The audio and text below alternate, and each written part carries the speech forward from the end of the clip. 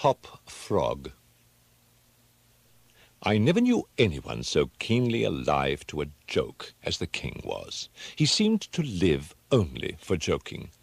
To tell a good story of the joke kind, and to tell it well, was the surest road to his favour. Thus it happened that his 7 ministers were all noted for their accomplishments as jokers. They all took after the king, too, in being large, corpulent, oily men, as well as inimitable jokers. Whether people grow fat by joking, or whether there is something in fat itself which predisposes to a joke, I have never been quite able to determine, but certain it is that a lean joker is a rara avis in terris. At the date of my narrative, professing jesters had not altogether gone out of fashion at court. Several of the great continental powers still retained their fools, who wore motley with caps and bells, and who were expected to be always ready with sharp witticisms at a moment's notice, in consideration of the crumbs that fell from the royal table. Our king, as a matter of course, retained his fool. The fact is, he required something in the way of folly, if only to counterbalance the heavy wisdom of the 7 wise men who were his ministers, not to mention himself. His fool, or professional jester, was not only a fool, however. His value was trebled in the eyes of the king by the fact of his being also a dwarf and a cripple. Dwarfs were as common at court in those days as fools, and many monarchs would have found it difficult to get through their days. Days are rather longer at court than elsewhere, without both a jester to laugh with and a dwarf to laugh at. But, as I have already observed, your jesters, in 99 cases out of 100, are fat, round, and unwieldy, so that it was no small source of self-gratulation with our king that in Hop Frog, this was the fool's name, he possessed a triplicate treasure in one person. I believe the name Hop Frog was not that given to the dwarf by his sponsors of baptism, but it was conferred upon him by general consent of the 7 ministers, on account of his inability to walk as other men do. In fact, Hop Frog could only get along by a sort of interjectional gait, something between a leap and a wriggle, a movement that afforded illimitable amusement and, of course, consolation to the king. But although Hop Frog, through the distortions of his legs, could move only with great pain and difficulty along a road or floor, the prodigious muscular power which nature seemed to have bestowed upon his arms, by way of compensation for deficiency in the lower limbs, enabled him to perform many great feats of wonderful dexterity where trees or ropes were in question, or anything else to climb. At such exercises he certainly much more resembled a squirrel or a small monkey than a frog. I am not able to say with precision from what country Hop Frog originally came. It was from some barbarous region, however, that no person ever heard of, a vast distance from the court of our king. Hop Frog and a young girl, very little less dwarfish than himself, although of exquisite proportions and a marvellous dancer, had been forcibly carried off from their respective homes in adjoining provinces, and sent as presents to the king by one of his ever-victorious generals. Under these circumstances, it is not to be wondered at that a close intimacy arose between the 2 little captives. Indeed, they soon became sworn friends. Hop Frog, who, although he made a great deal of sport, was by no means popular, had it not in his power to render Trippetta many services, but she, on account of her grace and exquisite beauty, although a dwarf, was universally admired and petted. So she possessed much influence, and never failed to use it whenever she could for the benefit of Hop Frog. On some grand state occasion, I forget what. The king determined to have a masquerade, and whenever a masquerade or anything of that kind occurred at our court, then the talents both of Hop Frog and Trippetta were sure to be called into play. Hop Frog in especial was so inventive in the way of getting up pageants, suggesting novel characters and arranging costume for masked balls, that nothing could be done, it seems, without his assistance. The night appointed for the fete had arrived. A gorgeous hall had been fitted up under Trippetta's eye with every kind of device which could possibly give éclat to a masquerade. The whole court was in a fever of expectation. As for costumes and characters, it might well be supposed that everybody had come into a decision on such points. Many had made up their minds as to what roles they should assume, a week or even a month in advance, and in fact there was not a particle of indecision anywhere, except in the case of the king and his 7 ministers. Why they hesitated I never could tell, unless they did it by way of a joke. More probably they found it difficult, on account of being so fat, to make up their minds. At all events, time flew, and as a last resort they sent for Trippetta and Hop Frog. When the 2 little friends obeyed the summons of the king, they found him sitting at his wine with the 7 members of his cabinet council. But the monarch appeared to be in a very ill humour. He knew that Hop Frog was not fond of wine, for it excited the poor cripple almost to madness, and madness is no comfortable feeling. But the king loved his practical jokes, and took pleasure in forcing Hop Frog to drink, and, as the king called it, to be merry. "Come here, Hop Frog," said he, as the jester and his friend entered the room. "Swallow this bumper to the health of your absent friends, and then let us have the benefit of your invention. We want characters, man, something novel, out of the way. We are wearied with this everlasting sameness. Come, drink, the wine will brighten your wits." Hop Frog endeavoured as usual to get up a jest in reply to these advances from the king, but the effort was too much. Roared the latter, as the dwarf reluctantly drained the beaker. "See what a glass of good wine can do. Aye, your eyes are shining already." "Now to business," said the Prime Minister, a very fat man. "Yes," said the king. "Come, Hop Frog, lend us your assistance. Characters, my fine fellow. We stand in need of characters, all of us." And as this was seriously meant for a joke, his laugh was chorused by the 7. Hop Frog also laughed, although feebly and somewhat vacantly. "Come, said the king impatiently. "Have you nothing to suggest?" "I am endeavouring to think of something novel," replied the dwarf, abstractedly, for he was quite bewildered by the wine. "Endeavouring!" cried the tyrant fiercely. "What do you mean by that? I perceive you are sulky and want more wine. Here, drink this." And he poured out another goblet full and offered it to the cripple, who merely gazed at it, gasping for breath. "Drink, I say!" shouted the monster. "Oh, by the fiends!" The dwarf hesitated. The king grew purple with rage. The courtiers smirked. Trippetta, pale as a corpse, advanced to the monarch's seat, and falling on her knees before him, implored him to spare her friend. The tyrant regarded her for some moments in evident wonder at her audacity. He seemed quite at a loss what to do or say, how most becomingly to express his indignation. At last, without uttering a syllable, he pushed her violently from him and threw the contents of the brimming goblet in her face.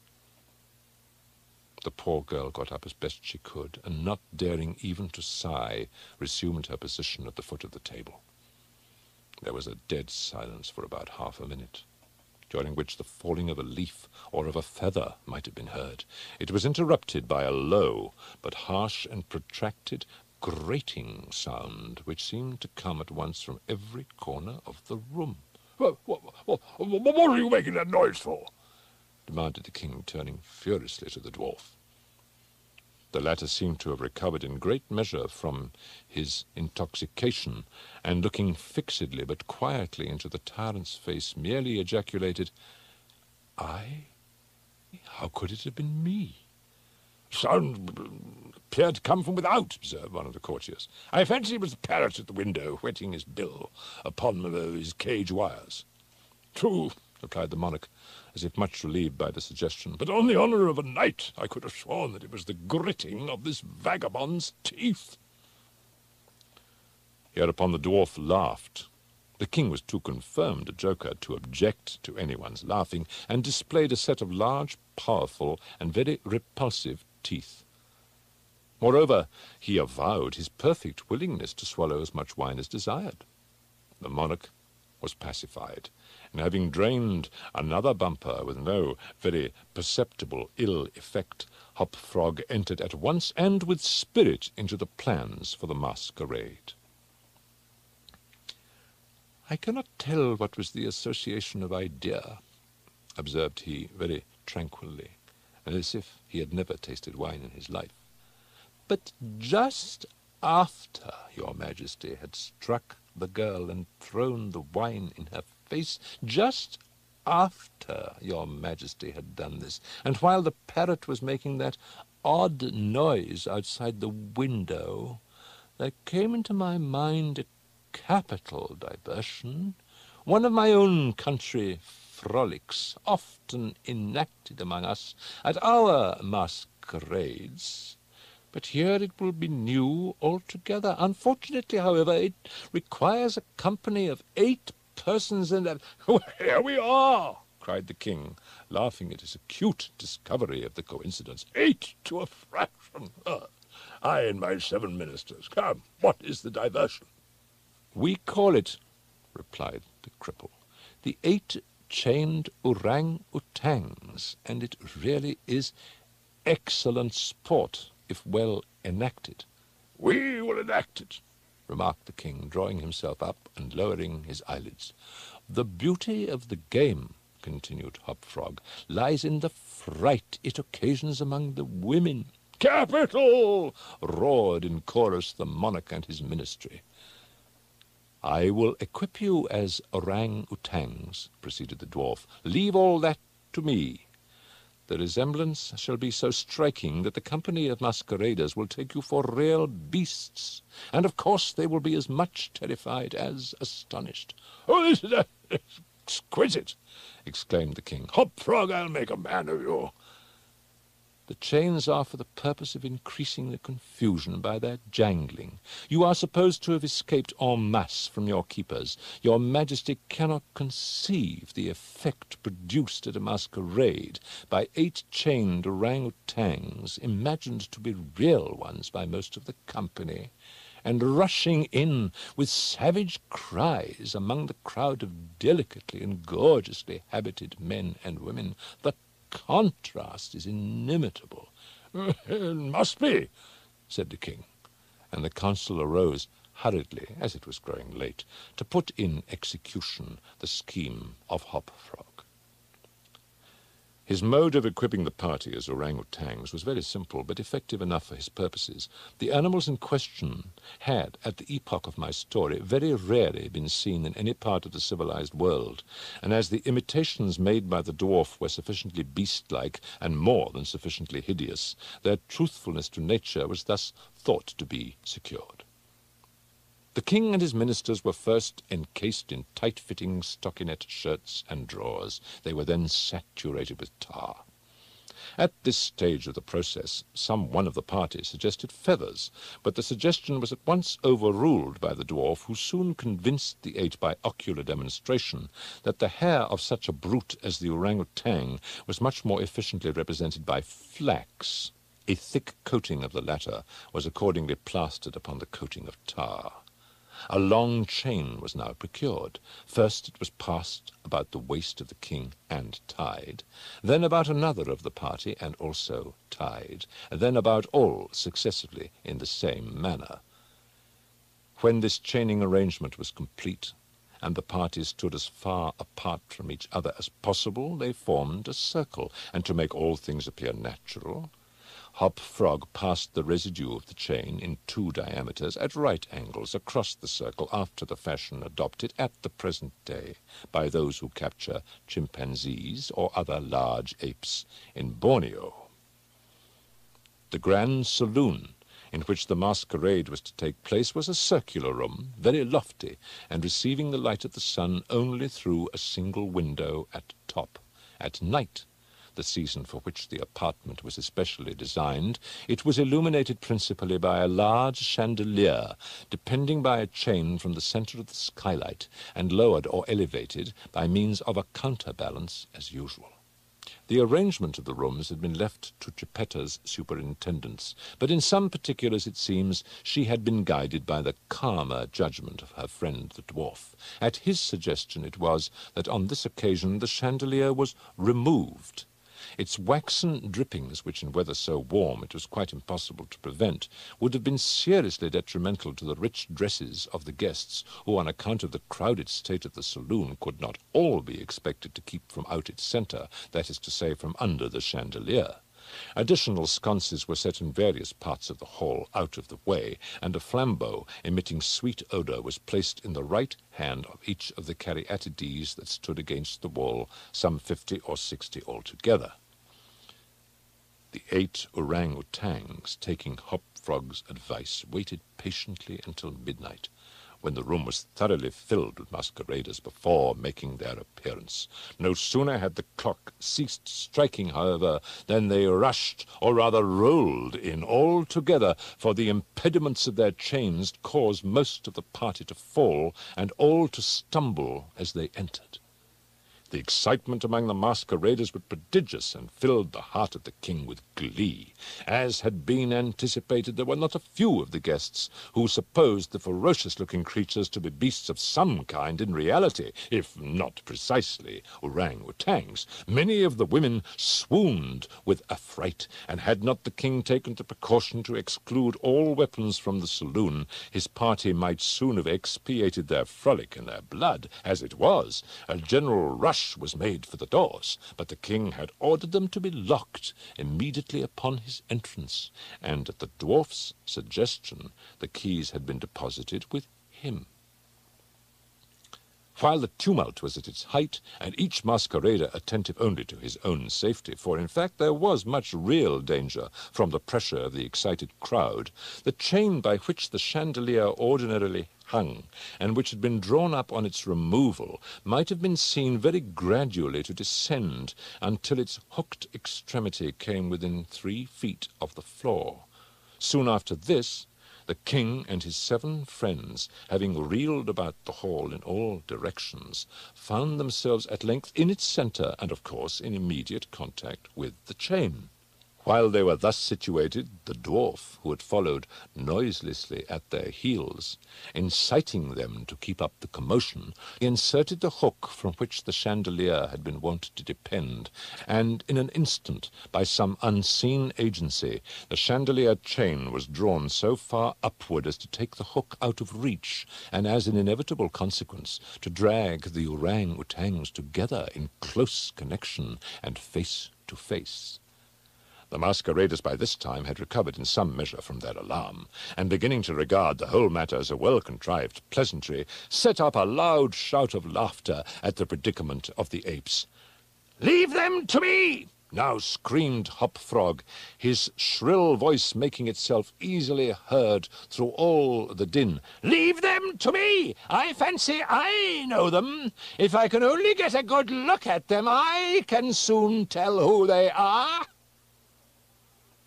Here, scrambling over the heads of the crowd, he managed to get to the wall, when, seizing a flambeau from one of the caryatides, he returned as he went to the centre of the room, leaped with the agility of a monkey upon the king's head, and thence clambered a few feet up the chain, holding down the torch to examine the group of orang-outangs, and still screaming, "I shall soon find out who they are!" And now, while the whole assembly, the apes included, were convulsed with laughter, the jester suddenly uttered a shrill whistle, when the chain flew violently up for about 30 feet, dragging with it the dismayed and struggling orangutans, and leaving them suspended in mid-air between the skylight and the floor. Hopfrog, clinging to the chain as it rose, still maintained his relative position in respect to the 8 maskers, and still, as if nothing were the matter, continued to thrust his torch down towards them, as though endeavouring to discover who they were.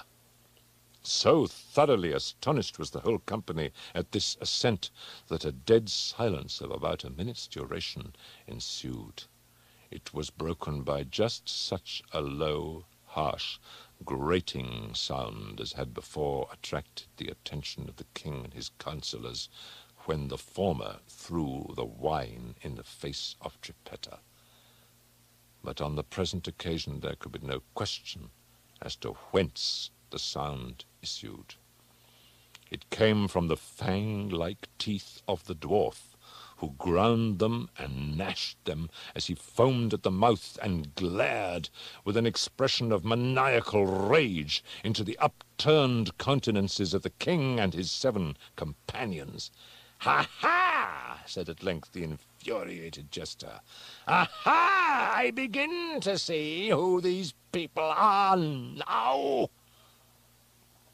Here, pretending to scrutinize the king more closely, he held the flambeau to the flaxen coat which enveloped him, and which instantly burst into a sheet of vivid flame. In less than half a minute, the whole 8 orangutans were blazing fiercely amid the shrieks of the multitude who gazed at them from below, horror-stricken, and without the power to render them the slightest assistance. The crowd again sank for a brief instant into silence. The dwarf seized his opportunity, and once more spoke. "I now see distinctly," he said, "what manner of people these maskers are.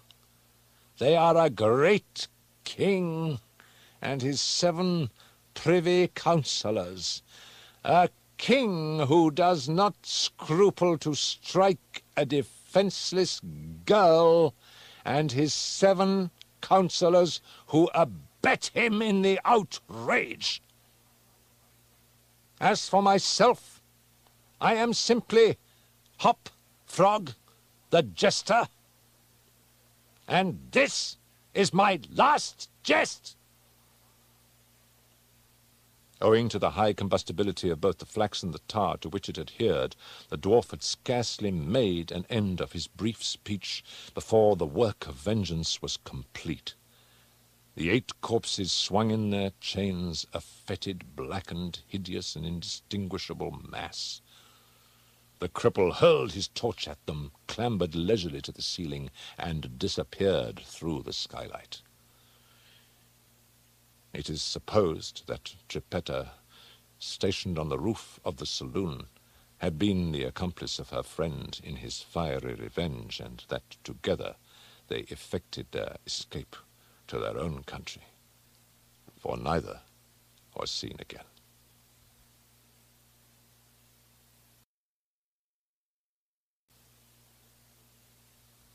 The Raven.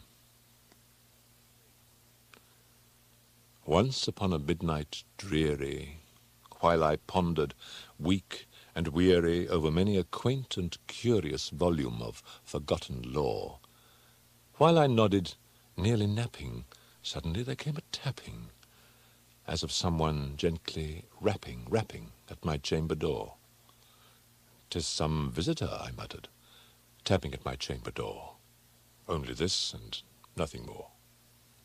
Ah, distinctly I remember it was in the bleak December, and each separate dying ember wrought its ghost upon the floor. Eagerly I wished the morrow. Vainly I had sought to borrow from my books surcease of sorrow. Sorrow for the lost Lenore, for the rare and radiant maiden whom the angels name Lenore, nameless here for evermore. and the silken, sad, uncertain rustling of each purple curtain thrilled me, filled me with fantastic terrors never felt before, so that now, to still the beating of my heart, I stood repeating, "'Tis some visitor entreating entrance at my chamber door, some late visitor entreating entrance at my chamber door. This it is, and nothing more." Presently my soul grew stronger. Hesitating then no longer, "Sir," said I, "or madam, truly your forgiveness I implore. But the fact is I was napping, and so gently you came rapping, and so faintly you came tapping, tapping at my chamber door, that I scarce was sure I heard you. Here I opened wide the door. Darkness there, and nothing more. Deep into that darkness peering, long I stood there, wondering, fearing, doubting, dreaming dreams no mortals ever dared to dream before. But the silence was unbroken, and the stillness gave no token, and the only word there spoken was the whispered word, "Lenore." This I whispered, and an echo murmured back the word, "Lenore." Merely this, and nothing more. Back into the chamber turning, all my soul within me burning, soon again I heard a tapping, something louder than before. "Surely," said I, "surely that is something at my window lattice. Let me see, then, what thereat is, and this mystery explore. Let my heart be still a moment, and this mystery explore. 'Tis the wind, and nothing more." Open here I flung the shutter, when, with many a flirt and flutter, in there stepped a stately raven of the saintly days of yore. Not the least obeisance made he, not a minute stopped or stayed he, but with mien of lord or lady, perched above my chamber door, perched upon a bust of Pallas, just above my chamber door, perched and sat, and nothing more. Then this ebony bird, beguiling my sad fancy into smiling, by the grave and stern decorum of the countenance it wore, "Though thy crest be shorn and shaven, thou," I said, "art sure no craven, ghastly, grim, and ancient raven, wandering from the nightly shore. Tell me what thy lordly name is on the night's Plutonian shore." Quoth the raven, "Nevermore." Much I marvelled this ungainly fowl to hear discourse so plainly, though its answer little meaning, little relevancy bore, for we cannot help agreeing that no living human being ever yet was blessed with seeing bird above his chamber door, bird or beast, upon the sculptured bust above his chamber door, with such name as Nevermore. But the raven, sitting lonely on that placid bust, spoke only that one word, as if his soul in that one word he did outpour. Nothing farther then he uttered, not a feather then he fluttered, till I scarcely more than muttered, "Other friends have flown before. On the morrow he will leave me, as my hopes have flown before." Then the bird said, "Nevermore." Startled at the stillness broken by reply so aptly spoken, "Doubtless," said I, "what it utters is its only stock and store, caught from some unhappy master, whom unmerciful disaster followed fast and followed faster, till his songs one burden bore, till the dirges of his hope that melancholy burden bore, of never, nevermore." But the raven still beguiling all my sad soul into smiling, straight I wheeled a cushioned seat in front of bird and bust and door. Then upon the velvet sinking, I betook myself to linking fancy unto fancy, thinking what this ominous bird of yore, what this grim, ungainly, ghastly, gaunt, and ominous bird of yore meant in croaking, nevermore. This I sat engaged in guessing, but no syllable expressing to the fowl, whose fiery eyes now burned into my bosom's core. This and more I sat divining with my head at ease, reclining on the cushion's velvet lining that the lamplight gloated o'er. But whose velvet violet lining with the lamplight gloating o'er she shall press nevermore. Then methought the air grew denser, perfumed from an unseen censer swung by seraphim, whose footfalls tinkled on the tufted floor. "Wretch," I cried, "thy God hath lent thee, by these angels he hath sent thee respite and nepenthe from thy memories of Lenore. Quaff, oh quaff this kind nepenthe, and forget this lost Lenore." Quoth the raven, "Nevermore." "Prophet," said I, "thing of evil, prophet still, if bird or devil, whether tempter sent or whether tempest tossed thee here ashore, desolate yet all undaunted, on this desert land enchanted, on this home by horror haunted, tell me truly, I implore, is there balm in Gilead? Tell me, I implore." Quoth the raven, "Nevermore."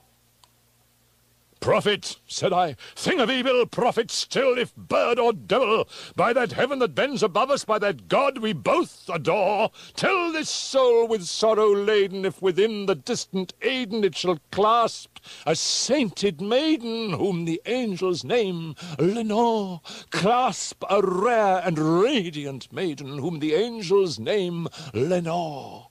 Quoth the raven, "Nevermore."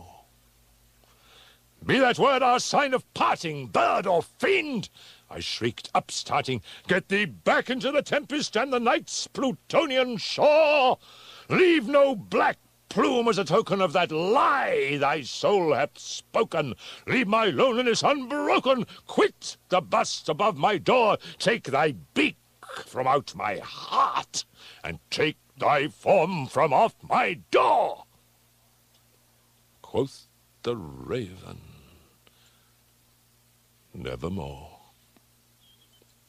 And the raven, never flitting, still is sitting on the pallid bust of Pallas just above my chamber door. And his eyes have all the seeming of a demon's that is dreaming, and the lamplight o'er him streaming throws his shadow on the floor.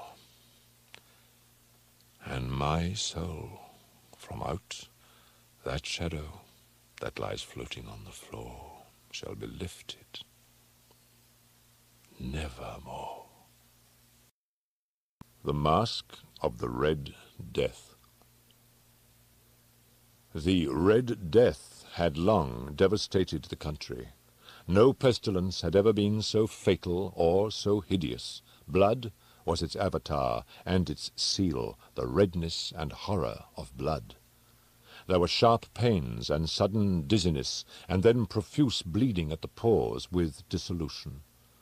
The scarlet stains upon the body, and especially upon the face of the victim, were the pest ban which shut him out from the aid and from the sympathy of his fellow men. And the whole seizure, progress, and termination of the disease were the incidents of half an hour. But the Prince Prospero was happy and dauntless and sagacious.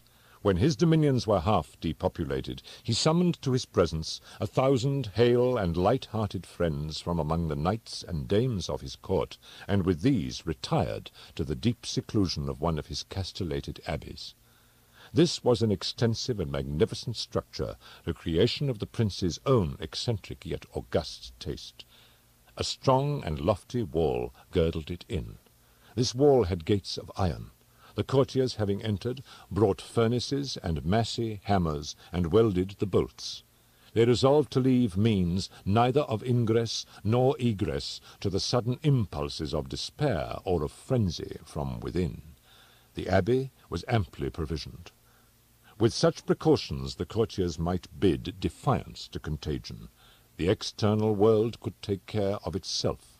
In the meantime, it was folly to grieve or to think. The prince had provided all the appliances of pleasure.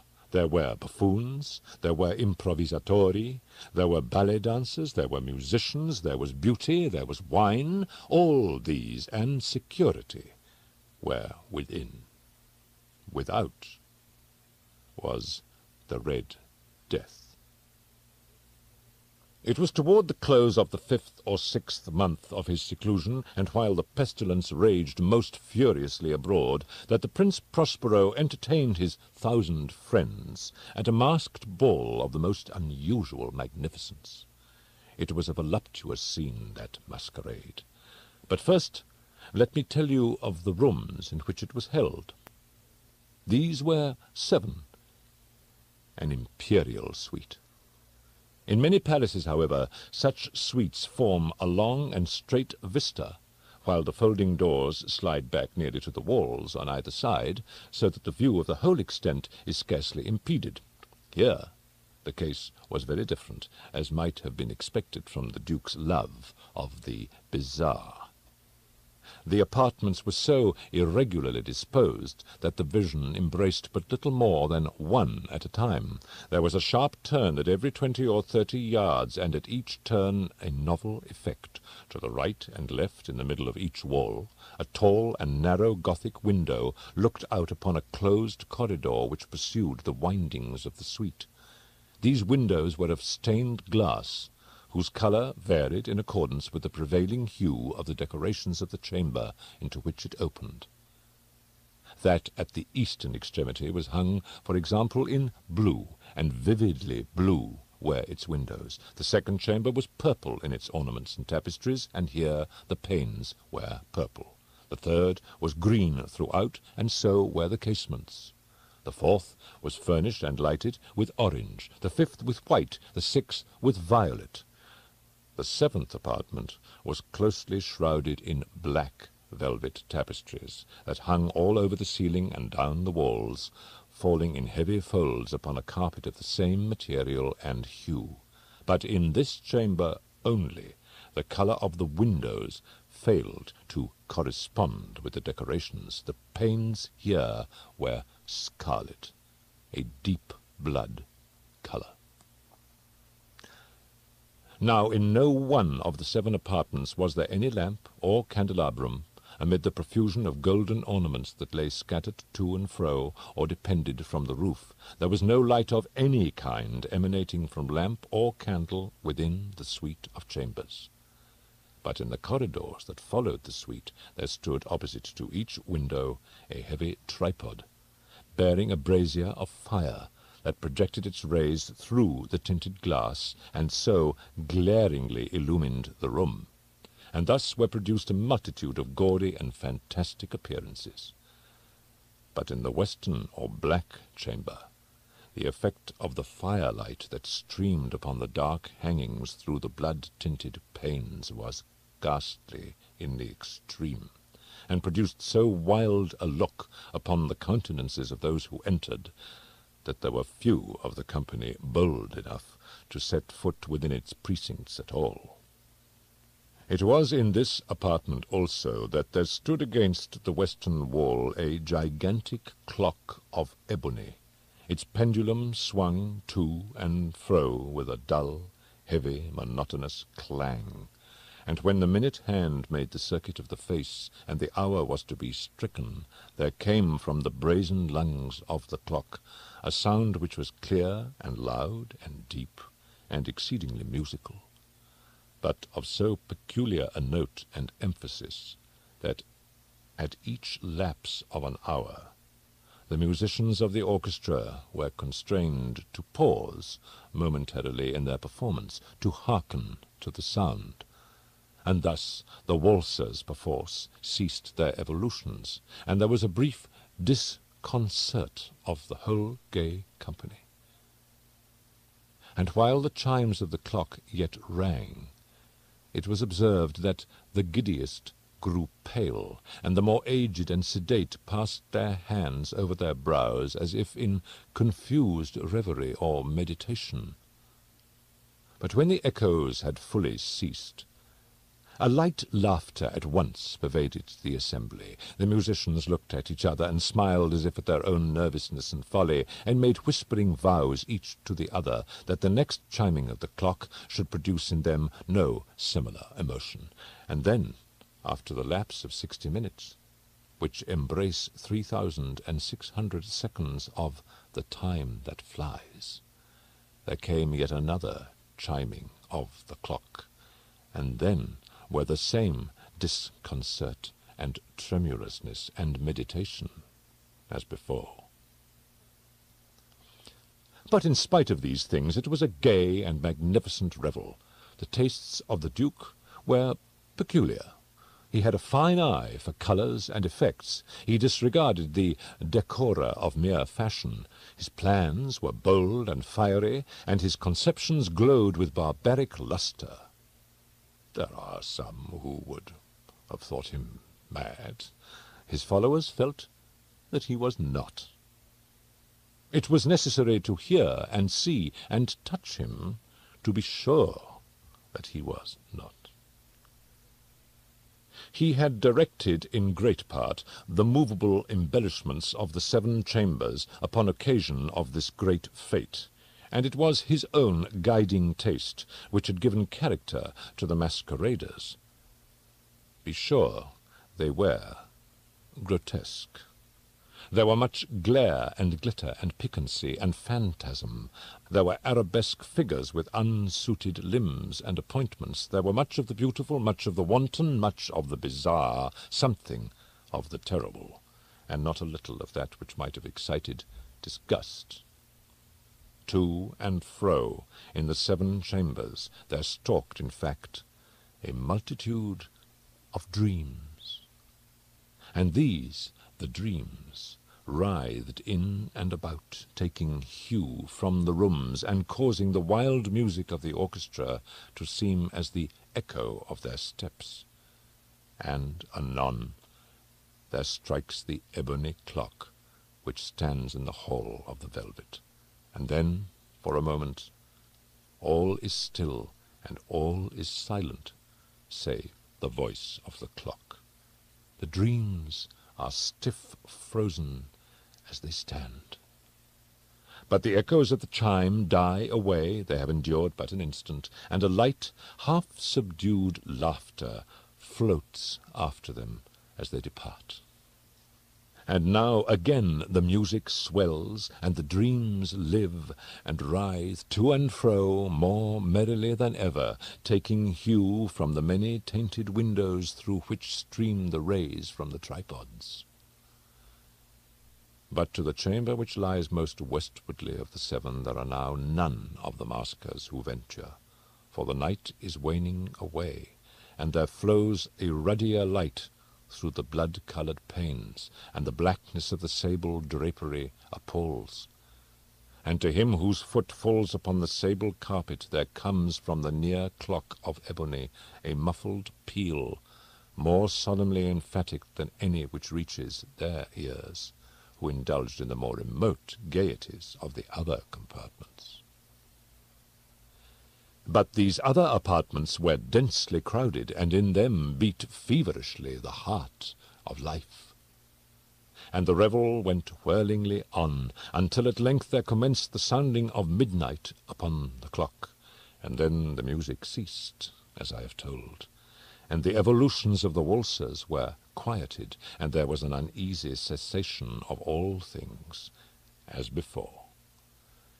But now there were 12 strokes to be sounded by the bell of the clock, and thus it happened, perhaps, that more of thought crept with more of time into the meditations of the thoughtful among those who revelled. And thus, too, it happened, perhaps, that before the last echoes of the last chime had utterly sunk into silence, there were many individuals in the crowd who had found leisure to become aware of the presence of a masked figure which had arrested the attention of no single individual before. And the rumour of this new presence having spread itself whisperingly around, there arose at length from the whole company a buzz or murmur expressive of disapprobation and surprise, then finally of terror, of horror, and of disgust. In an assembly of phantasms such as I have painted, it may well be supposed that no ordinary appearance could have excited such sensation. In truth, the masquerade license of the night was nearly unlimited, but the figure in question had out-Heroded Herod, and gone beyond the bounds of even the prince's indefinite decorum. There are chords in the hearts of the most reckless which cannot be touched without emotion, even with the utterly lost, to whom life and death are equally jests. There are matters of which no jest can be made. The whole company, indeed, seemed now deeply to feel that in the costume and bearing of the stranger neither wit nor propriety existed. The figure was tall and gaunt, and shrouded from head to foot in the habiliments of the grave. The mask which concealed the visage was made so nearly to resemble the countenance of a stiffened corpse that the closest scrutiny must have had difficulty in detecting the cheat. And yet all this might have been endured, if not approved, by the mad revellers around, but the mummer had gone so far as to assume the type of the Red Death. His vesture was dabbled in blood, and his broad brow, with all the features of the face, was sprinkled with the scarlet horror. When the eyes of Prince Prospero fell upon this spectral image, which with a slow and solemn movement, as if more fully to sustain its role, stalked to and fro among the waltzers, he was seen to be convulsed in the first moment with a strong shudder, either of terror or distaste, but in the next his brow reddened with rage. "Who dares," he demanded hoarsely of the courtiers who stood near him, "who dares insult us with this blasphemous mockery? Seize him and unmask him, that we may know whom we have to hang at sunrise from the battlements." It was in the eastern or blue chamber in which stood the Prince Prospero as he uttered these words. They rang throughout the 7 rooms loudly and clearly, for the prince was a bold and robust man, and the music had become hushed at the waving of his hand. It was in the blue room where stood the prince, with a group of pale courtiers by his side. At first, as he spoke, there was a slight rushing movement of this group in the direction of the intruder, who at the moment was also near at hand, and now, with deliberate and stately step, made closer approach to the speaker. But from a certain nameless awe with which the mad assumptions of the mummer had inspired the whole party, there were found none who put forth hand to seize him, so that unimpeded he passed within a yard of the prince's person. And while the vast assembly, as if with one impulse, shrank from the centres of the room to the walls, he made his way uninterruptedly, but with the same solemn and measured step which had distinguished him from the first, through the blue chamber to the purple, through the purple to the green, through the green to the orange, through this again to the white, and even thence to the violet, ere a decided movement had been made to arrest him. It was then, however, that the Prince Prospero, maddening with rage and the shame of his own momentary cowardice, rushed hurriedly through the 6 chambers, while none followed him on account of a deadly terror that had seized upon all. He bore aloft a drawn dagger, and had approached in rapid impetuosity to within 3 or 4 feet of the retreating figure, when the latter, having attained the extremity of the velvet apartment, turned suddenly and confronted his pursuer.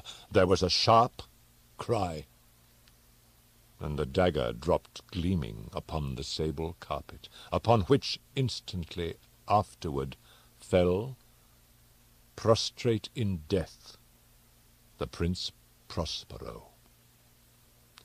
Then, summoning the wild courage of despair, a throng of the revellers at once threw themselves into the black apartment, and seizing the mummer, whose tall figure stood erect and motionless within the shadow of the ebony clock, gasped in unutterable horror at finding the grave cerements and corpse-like mask, which they handled with so violent a rudeness, untenanted by any tangible form.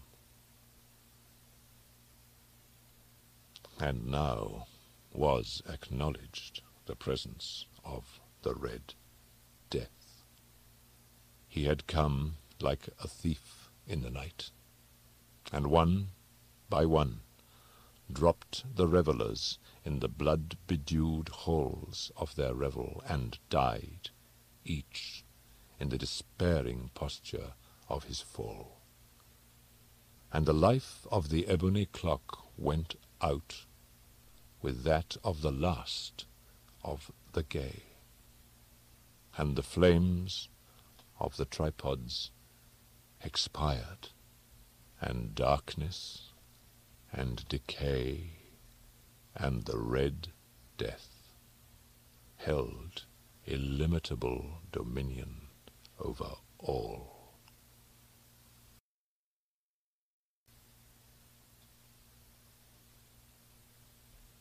The Telltale Heart. True, nervous, very, very dreadfully nervous I had been and am, but why will you say that I am mad? The disease had sharpened my senses, not destroyed, not dulled them. Above all was the sense of hearing acute. I heard all things in the heaven and in the earth. I heard many things in hell. How then am I mad?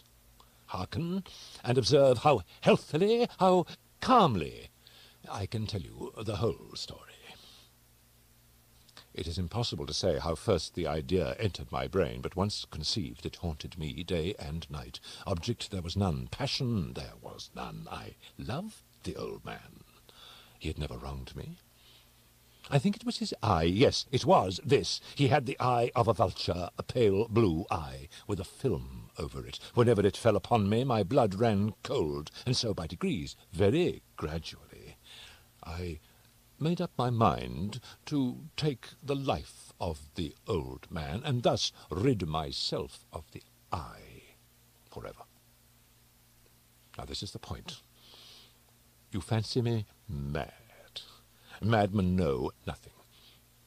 But you should have seen me. You should have seen how wisely I proceeded, with what caution, with what foresight, with what dissimulation I went to work. I was never kinder to the old man than during the whole week before I killed him. And every night, about midnight, I turned the latch of his door and opened it, oh, so gently, And then, when I had made an opening sufficient for my head, I put in a dark lantern, all closed, so that no light shone out.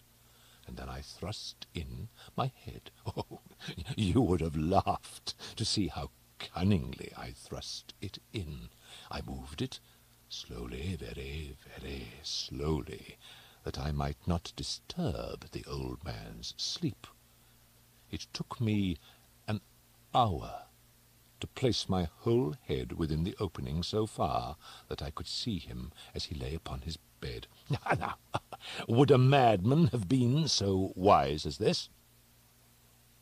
And then, when my head was well in the room, I undid the lantern cautiously, oh, so cautiously,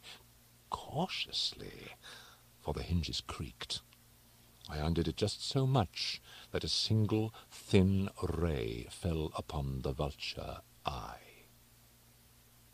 And this I did for 7 long nights, every night just at midnight. But I found the eye always closed, and so it was impossible to do the work. For it was not the old man who vexed me, but his evil eye. And every morning when the day broke, I went boldly into the chamber and spoke courageously to him, calling him by name in a hearty tone, and inquiring how he had passed the night. So you see, he would have been a very profound old man indeed to suspect that every night just at 12 I looked in upon him while he slept. Upon the 8th night I was more than usually cautious in opening the door. A watch's minute hand moves more quickly than did mine. Never before that night had I felt the extent of my own powers, of my sagacity. I could scarcely contain my feelings of triumph, to think that there I was, opening the door little by little, and he not even to dream of my secret deeds or thoughts. I fairly chuckled at the idea, and perhaps he heard me, for he moved on the bed suddenly, as if startled. Now you may think that I drew back, but no. His room was as black as pitch, with a thick darkness, for the shutters were close fastened through fear of robbers, and so I knew that he could not see the opening of the door, and I kept pushing it on steadily.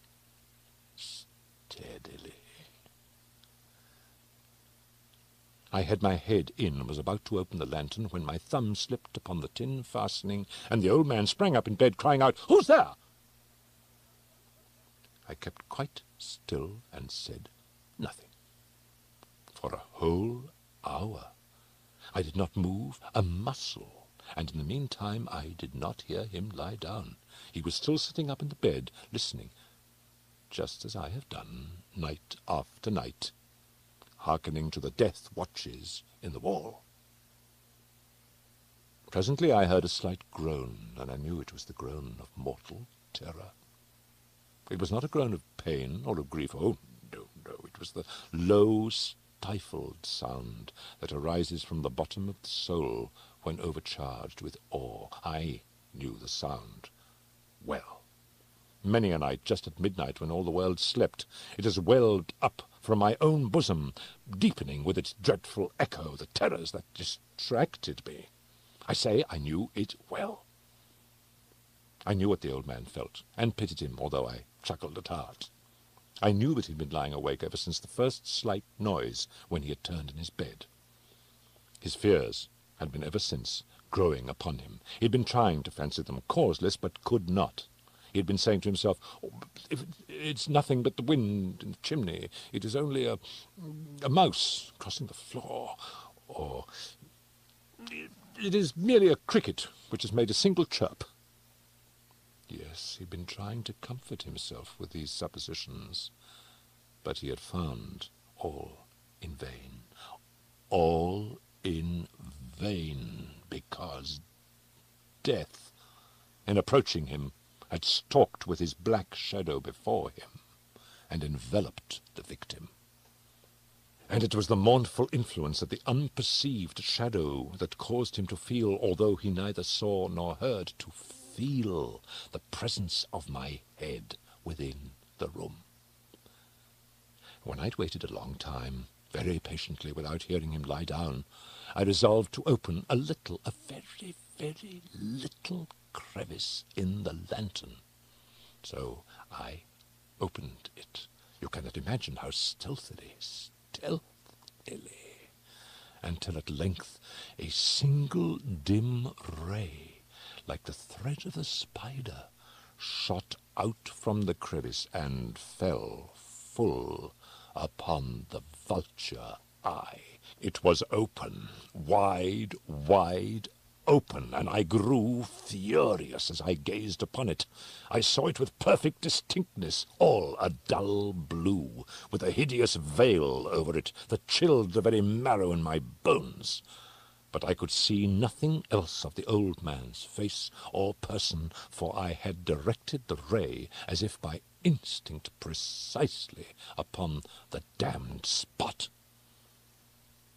And have I not told you that what you mistake for madness is but over-acuteness of the senses? Now I say there came to my ears a low, dull, quick sound, such as a watch makes when enveloped in cotton. I knew that sound well, too. It was the beating of the old man's heart. It increased my fury, as the beating of a drum stimulates the soldier into courage. But even yet I refrained and kept still. I scarcely breathed. I held the lantern motionless. I tried how steadily I could maintain the ray upon the eye. Meantime, the hellish tattoo of the heart increased. It grew quicker and quicker and louder every instant. The old man's terror must have been extreme. It grew louder, I say, louder every moment. Do you mark me well? I have told you that I am nervous. So I am. And now, at the dead hour of the night, amid the dreadful silence of that old house, so strange a noise as this excited me to uncontrollable terror. Yet for some minutes longer I refrained and stood still. But the beating grew louder, louder. I thought the heart must burst, and now a new anxiety seized me. The sound would be heard by a neighbour.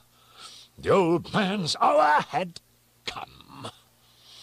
With a loud yell, I threw open the lantern and leaped into the room. He shrieked once only. In an instant I dragged him to the floor and pulled the heavy bed over him. I then smiled gaily to find the deed so far done, but for many minutes the heart beat on with a muffled sound. This, however, did not vex me. It would not be heard through the wall. At length it ceased. The old man was dead. I removed the bed and examined the corpse. Yes, he was stone dead. I placed my hand upon the heart and held it there many minutes. There was no pulsation. He was stone dead. His eye would trouble me no more. If still you think me mad, you will think so no longer when I describe the wise precautions I took for the concealment of the body. The night waned, and I worked hastily, but in silence. First of all, I dismembered the corpse. I cut off the head and the arms and the legs. I then took up 3 planks from the flooring of the chamber and deposited all between the scantlings. I then replaced the boards so cleverly, so cunningly, that no human eye, not even his, could have detected anything wrong. There was nothing to wash out, no stain of any kind, no blood spot whatever. I'd been too wary for that. A tub had caught all. When I'd made an end of these labours, it was 4 o'clock, still dark as midnight. As the bells sounded the hour, there came a knocking at the street door. I went down to open it with a light heart, for what had I now to fear? There entered 3 men, who introduced themselves with perfect suavity as officers of the police. A shriek had been heard by a neighbour during the night. Suspicion of foul play had been aroused. Information had been lodged at the police office, and they, the officers, had been deputed to search the premises. I smiled, for what had I to fear? I bade the gentleman welcome. The shriek, I said, was my own in a dream. The old man, I mentioned, was absent in the country. I took my visitors all over the house. I bade them search well. I led them at length to his chamber. I showed them his treasures, secure, undisturbed. In the enthusiasm of my confidence, I brought chairs into the room and desired them here to rest from their fatigues, while I myself, in the wild audacity of my perfect triumph, placed my own seat upon the very spot beneath which reposed the corpse of the victim. The officers were satisfied. My manner had convinced them. I was singularly at ease. They sat, and while I answered cheerily, they chatted of familiar things. But ere long I felt myself getting pale, and wished them gone. My head ached, and I fancied a ringing in my ears. But still they sat, and still chatted. The ringing became more distinct. It continued and became more distinct. I talked more freely to get rid of the feeling, but it continued and gained definiteness until at length I found that the noise was not within my ears.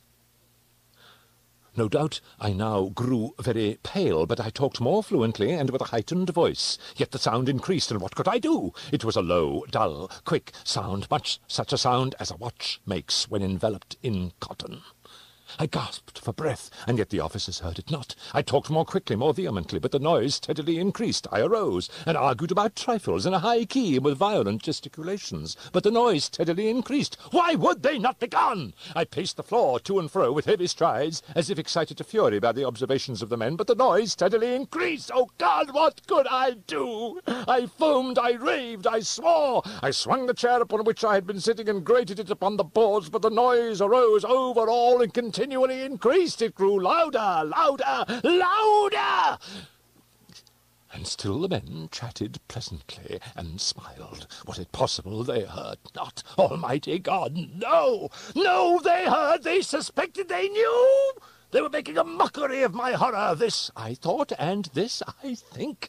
But anything was better than this agony. Anything was more tolerable than this derision. I could bear these hypocritical smiles no longer. I felt that I must scream or die. And now, again, hark, louder, louder, louder, louder! Villains! I shrieked, dissemble no more. I admit the deed, tear up the planks. Here, it is the beating of his hideous heart!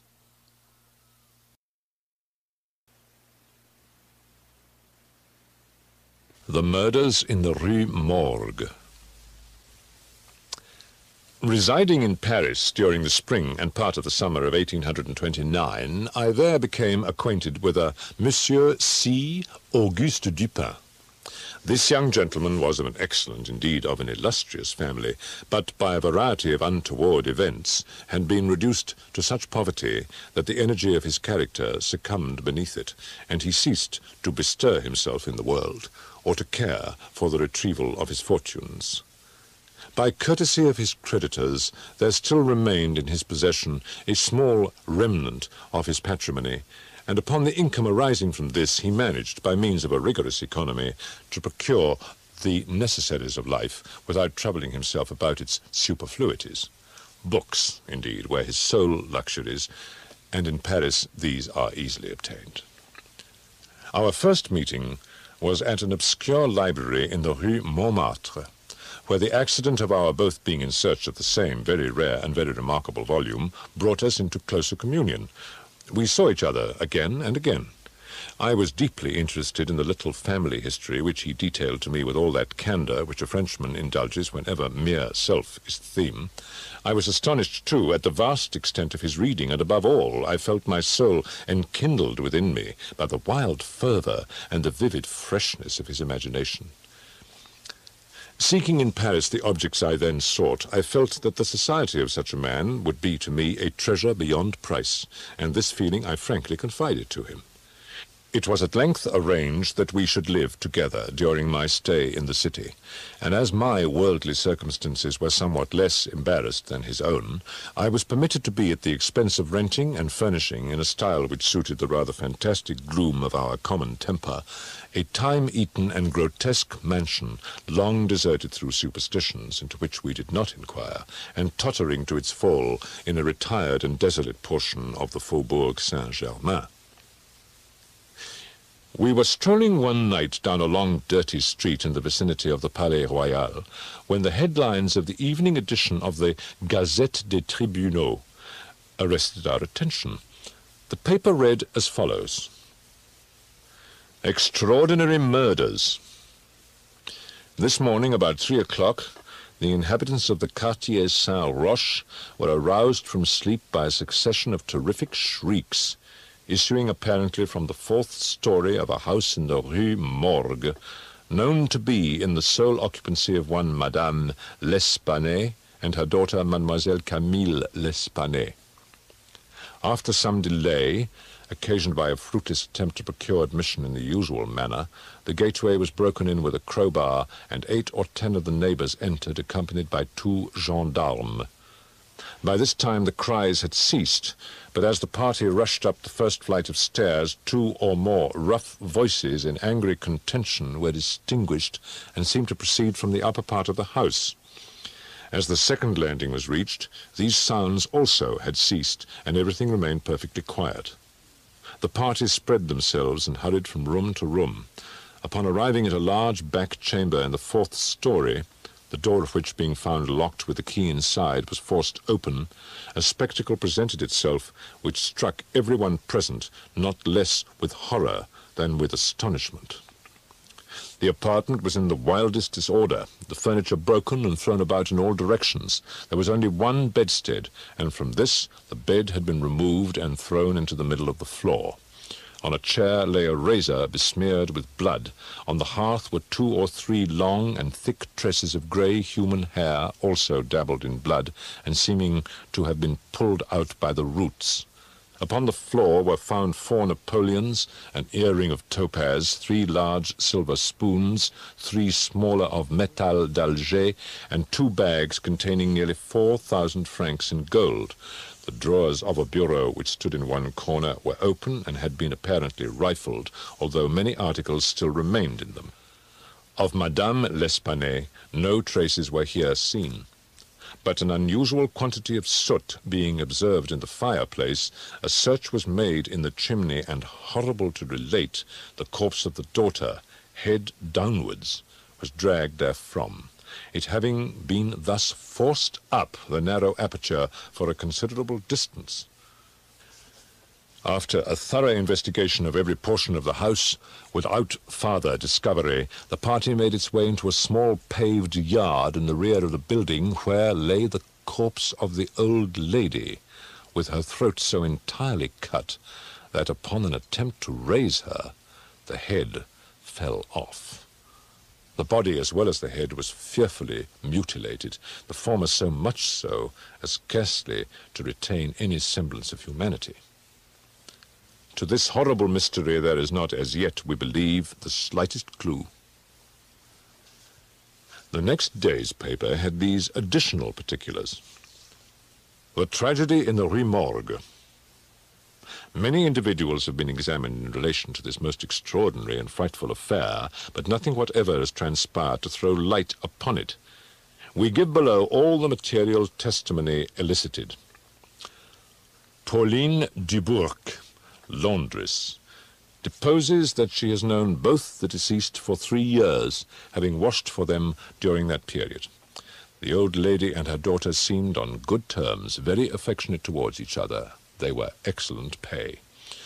Never met any persons in the house when she called for the clothes or took them home, was sure that they had no servant in employ.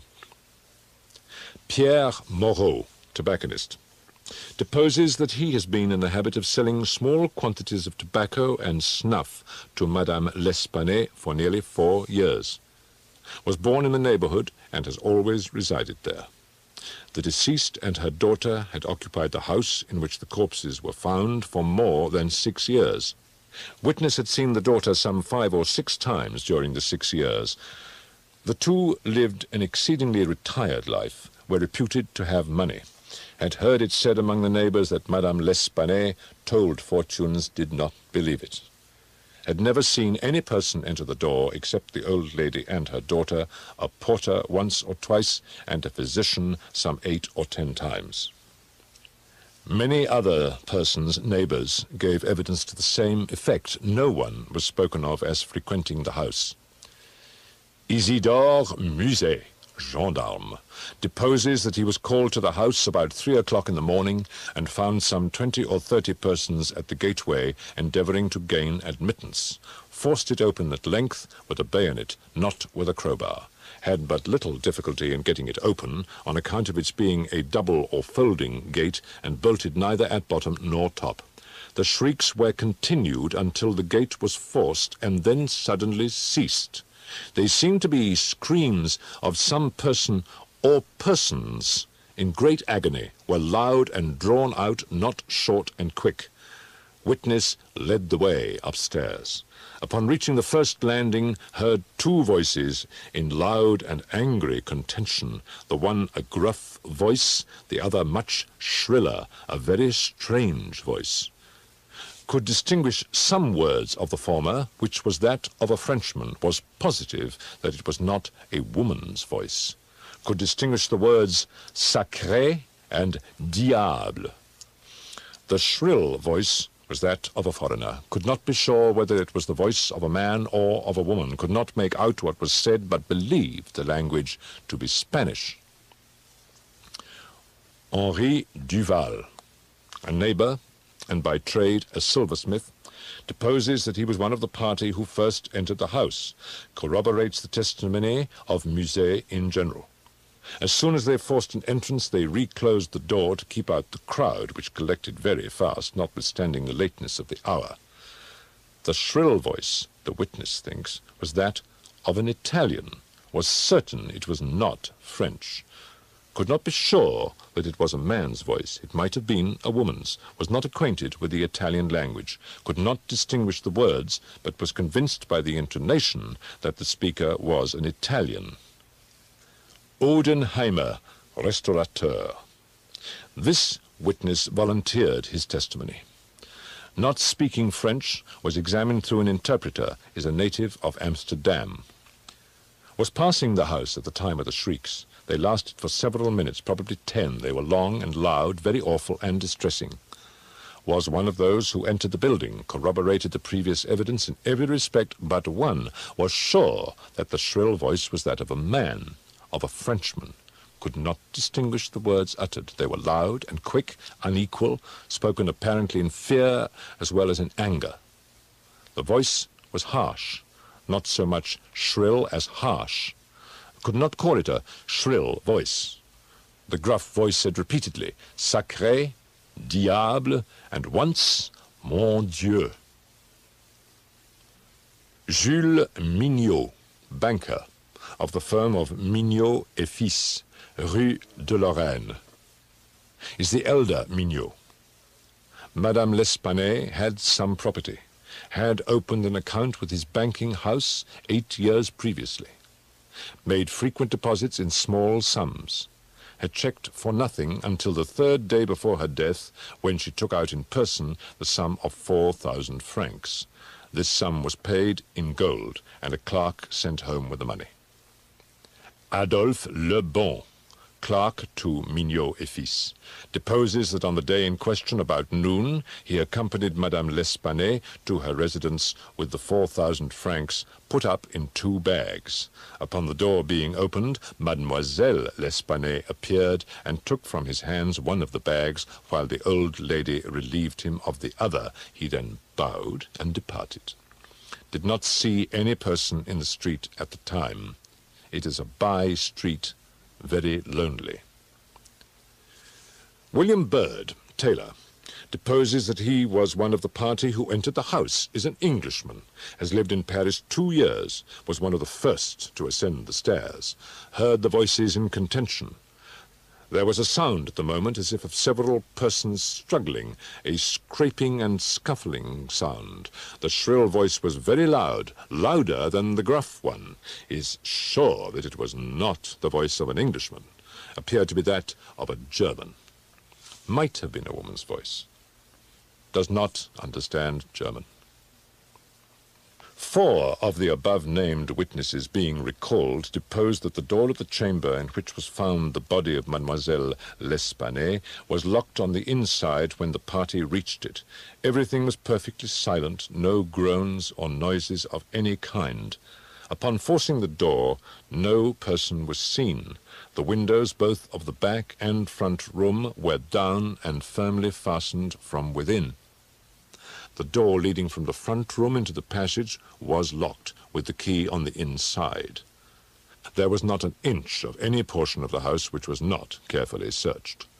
Sweeps were sent up and down the chimneys. The house was a 4-story one, with garrets.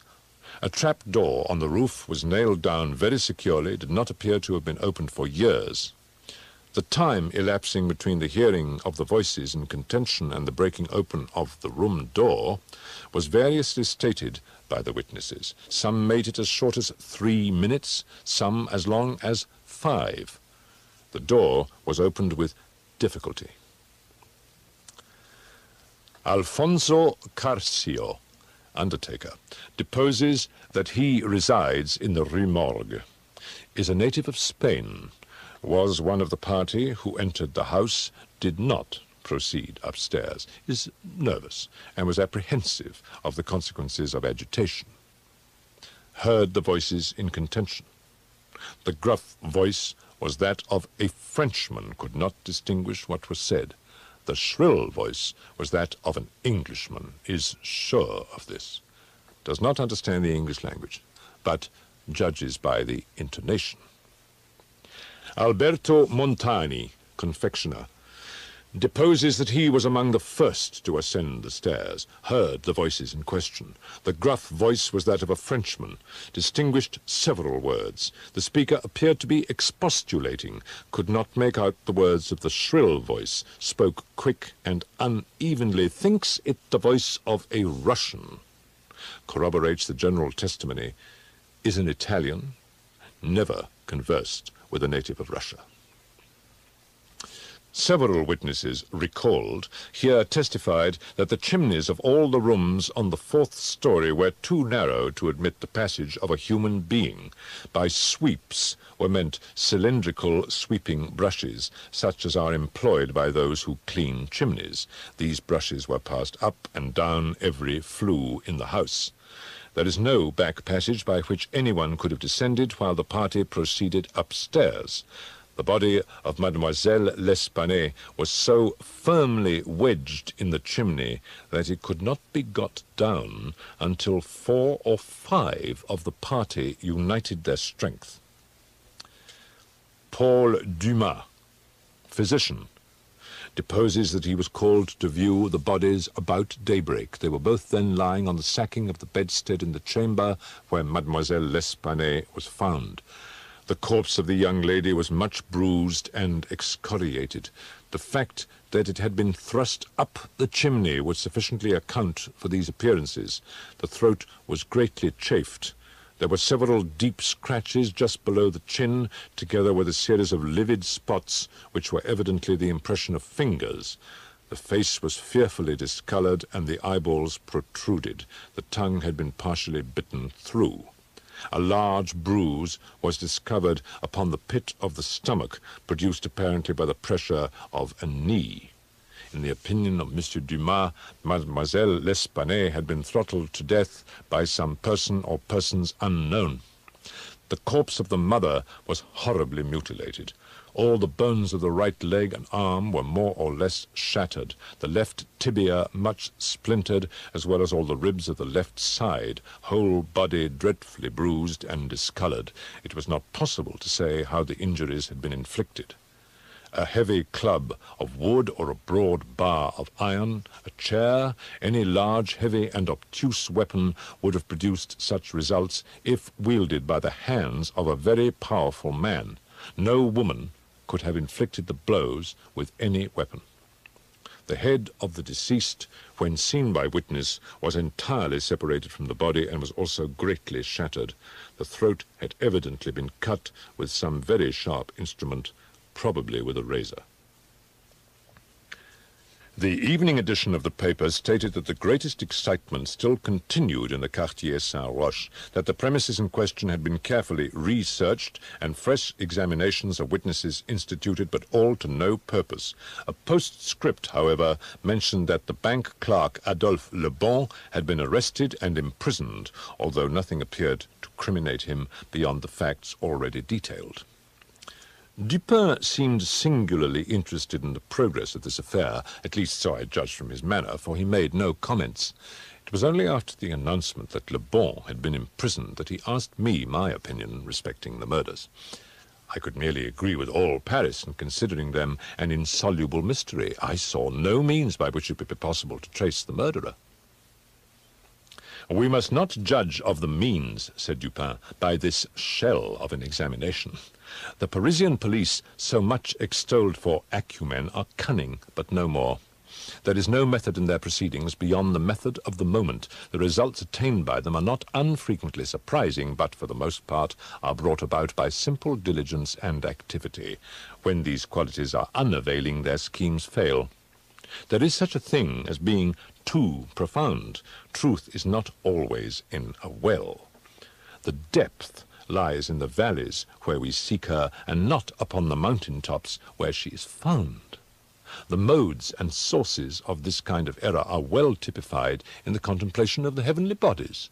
To look at a star by glances, to view it in a sidelong way by turning towards it the exterior portions of the retina, is to behold the star distinctly, is to have the best appreciation of its lustre, a lustre which grows dim just in proportion as we turn our vision fully upon it. As for these murders, let us enter into some examinations for ourselves before we make up an opinion respecting them. An inquiry will afford us amusement." I thought this an odd term, so applied, but said nothing. "And besides, Le Bon once rendered me a service for which I am not ungrateful. We will go and see the premises with our own eyes. I know Giraud, the prefect of police, and shall have no difficulty in obtaining the necessary permission."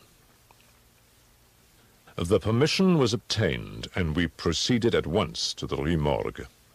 This is one of those miserable thoroughfares which intervene between the Rue Richelieu and the Rue Saint-Roch. It was late in the afternoon when we reached it, as this quarter is at a great distance from that in which we resided. The house was readily found, for there were still many persons gazing up at the closed shutters with an objectless curiosity from the opposite side of the way. It was an ordinary Parisian house with a gateway, on one side of which was a glazed watch-box with a sliding panel in the window indicating a loge de concierge. Before going in, we walked up the street, turned down an alley, and then again turning, passed in the rear of the building, Dupin meanwhile examining the whole neighborhood as well as the house with a minuteness of attention for which I could see no possible object. Retracing our steps, we came again to the front of the dwelling, rang, and having shown our credentials, were admitted by the agents in charge. We went upstairs, into the chamber where the body of Mademoiselle L'Espanaye had been found, and where both the deceased still lay. The disorders of the room had, as usual, been suffered to exist. I saw nothing beyond what had been stated in the Gazette des Tribunaux. Dupin scrutinized everything, not excepting the bodies of the victims. We then went into the other rooms and into the yard, a gendarme accompanying us throughout. The examination occupied us until dark, when we took our departure. On our way home, my companion stopped in for a moment at the office of one of the daily papers. I have said that the whims of my friend were manifold, and it was his humor now to decline all conversation on the subject of the murder until about noon the next day. He then asked me, suddenly, if I had observed anything peculiar at the scene of the atrocity. There was something in his manner of emphasizing the word peculiar which caused me to shudder without knowing why. No, nothing peculiar, I said. Nothing more, at least, than we both saw stated in the paper. The Gazette, he replied, has not entered, I fear, into the unusual horror of the thing. But dismiss the idle opinions of this print. It appears to me that this mystery is considered insoluble for the very reason which should cause it to be regarded as easy of solution. I mean for the outré character of its features.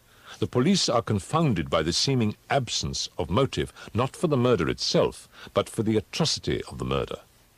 They are puzzled, too, by the seeming impossibility of reconciling the voices heard in contention with the facts that no one was discovered upstairs but the assassinated Mademoiselle L'Espanaye, and that there were no means of egress without the notice of the party ascending.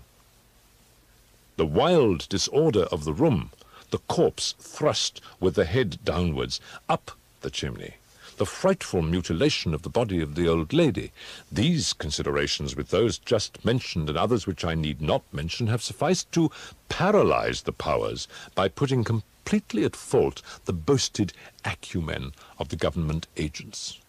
They had fallen into the gross but common error of confounding the unusual with the abstruse. But it is by these deviations from the plane of the ordinary that reason feels its way, if at all, in its search for the true. In investigations such as we are now pursuing, it should not be so much asked what has occurred as what has occurred that has never occurred before. In fact, the facility with which I shall arrive, or have arrived at the solution of this mystery, is in the direct ratio of its apparent insolubility in the eyes of the police. I stared at the speaker in mute astonishment. I am now waiting, continued he, looking towards the door of our apartment, I am now awaiting a person who, although perhaps not the perpetrator of these butcheries, must have been in some measure implicated in their perpetration. Of the worst portion of the crimes committed, it is probable that he is innocent. I hope that I am right in this supposition, for upon it I build my expectation of reading the entire riddle. I look for the man here, in this room, every moment. It is true that he may not arrive, but the probability is that he will. Should he come, it will be necessary to detain him. Here are pistols, and we both know how to use them when occasion demands their use. I took the pistols, scarcely knowing what I did or believing what I heard, while Dupin went on very much as if in a soliloquy. That the voices heard in contention, he said, by the party upon the stairs were not the voices of the women themselves was fully proved by the evidence. This relieves us of all doubt upon the question whether the old lady could have first destroyed the daughter and afterward have committed suicide. I speak of this point chiefly for the sake of method, for the strength of Madame L'Espanaye would have been utterly unequal to the task of thrusting her daughter's corpse up the chimney as it was found, and the nature of the wounds upon her own person entirely preclude the idea of self-destruction. Murder, then, has been committed by some third party, and the voices of this third party were those heard in contention. Let me now advert not to the whole testimony respecting these voices, but to what was peculiar in that testimony. Did you observe anything peculiar about it? I remarked that while all the witnesses agreed in supposing the gruff voice to be that of a Frenchman, there was much disagreement in regard to the shrill, or as one individual termed it, the harsh voice. That was the evidence itself, said Dupin, but it was not the peculiarity of the evidence. You have observed nothing distinctive? Yet there was something to be observed. The witnesses, as you remark, agreed about the gruff voice. They were here unanimous, but in regard to the shrill voice, the peculiarity is not that they disagreed, but that while an Italian, an Englishman, a Spaniard, a Hollander, and a Frenchman attempted to describe it, Each one spoke of it as that of a foreigner. Each is sure that it was not the voice of one of his own countrymen. Each likens it not to the voice of an individual of any nation with whose language he is conversant, but the converse. The Englishman thinks it's the voice of a German and does not understand German. The Spaniard is sure that it was that of an Englishman, but judges by the intonation altogether, as he has no knowledge of the English. The Italian believes it to be the voice of a Russian, but has never conversed with a native of Russia. Now, how strangely unusual must that voice have really been, about which such testimony as this could have been elicited, in whose tones even denizens of the 5 great divisions of Europe could recognize nothing familiar. I will now merely call your attention to 3 points. The voice is termed by one witness harsh rather than shrill. It is represented by 2 others to have been quick and unequal. No words, no sounds resembling words were by any witness mentioned as distinguishable. Let us now transport ourselves in fancy to my inquiries in the chamber. What shall we first seek here? The means of egress employed by the murderers. It is not too much to say that neither of us believe in preternatural events. Madame and Mademoiselle L'Espanaye were not destroyed by spirits. The doers of the deed were material and escaped materially. Then how? It is clear that the assassins were in the room where Mademoiselle L'Espanaye was found, or at least in the room adjoining when the party ascended the stairs. It is then only from these 2 apartments that we have to seek issues. The police have laid bare the floors, the ceilings, and the masonry of the walls in every direction. No secret issues could have escaped their vigilance, but not trusting to their eyes, I examined with my own. There were, then, no secret issues. Both doors leading from the rooms into the passage were securely locked with the keys inside. Let us turn to the chimneys. These, although of ordinary width for some 8 or 10 feet above the hearths, will not admit throughout their extent the body of a large cat. The impossibility of egress by means already stated being thus absolute, we are reduced to the windows. Through those of the front room, no one could have escaped without notice from the crowd in the street. The murderers must have passed then through those of the back room. Now, brought to this conclusion in so unequivocal a manner as we are, it is not our part as reasoners to reject it on account of apparent impossibilities. It is only for us to prove that these apparent impossibilities are in reality not such. I proceeded to think thus. The murderers did escape from one of these windows. This being so, they could not have refastened the sashes from the inside, as they were found fastened. The consideration which put a stop, through its obviousness, to the scrutiny of the police in this quarter. Yet the sashes were fastened. They must, then, have the power of fastening themselves. There was no escape from this conclusion. A concealed spring must, I now knew, exist. A careful search soon brought to light the hidden spring. I pressed it, and, satisfied with the discovery, forbore to upraise the sash. The riddle, so far, was now unriddled. The assassin had escaped through the window which looked upon the bed.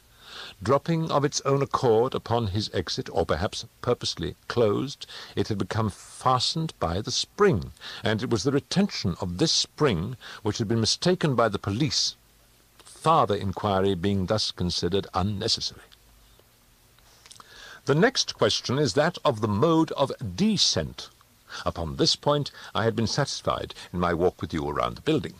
About 5 feet and a half from the casement in question there runs a lightning rod, From this rod it would have been impossible for anyone to reach the window itself, to say nothing of entering it. I observed, however, that the shutters of the fourth story were of the peculiar kind called by Parisian carpenters ferrades, a kind rarely employed at the present day, but frequently seen upon very old mansions at Lyon and Bordeaux.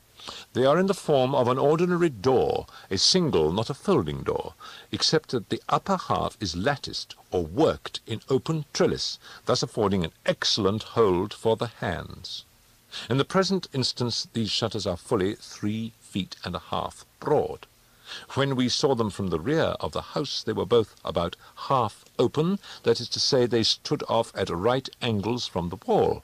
It is probable that the police, as well as myself, examined the back of the tenement, but if so, in looking at these ferrades in the line of their breadth, as they must have done, they did not perceive this great breadth itself, or, at all events, failed to take it into due consideration. In fact, having once satisfied themselves that no egress could have been made in this quarter, they would naturally bestow here a very cursory examination. It was clear to me, however, that the shutter belonging to the window at the head of the bed would, if swung fully back to the wall, reach to within 2 feet of the lightning rod. It was also evident that by exertion of a very unusual degree of activity and courage, an entrance into the window from the rod might have been thus effected. By reaching to the distance of 2.5 feet, we now suppose the shutter open to its whole extent, a robber might have taken a firm grasp upon the trellis work.